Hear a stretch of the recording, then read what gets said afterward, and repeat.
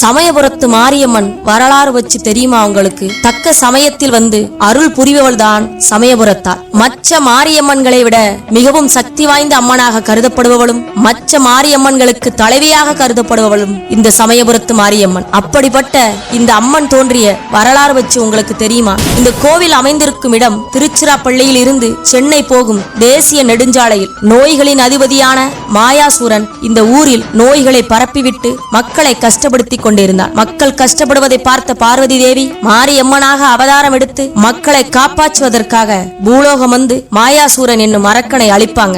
அதுக்கப்புறம் ஒரு நாள் அந்த மாரியம்மனை மக்கள் அசுரி அப்படிங்கிற ஒரு கொடிய அம்மை நோயால் அவதிப்பட்டு இருக்காங்க. அவங்களுக்கு நான் தான் பாதுகாப்பா இருக்க வேண்டும், அதனால் இந்த இடத்திலேயே தனி சந்நிதியாக எடுத்து வழிபடுங்க, நானே உங்களுக்கு ஒளியா இருந்து காப்பாத்துவேன்னு சொல்லியிருக்காங்க. நோய் நீங்குவதற்காக தயிர், மஞ்சள், மிளகு ஆகியவற்றை பயன்படுத்தி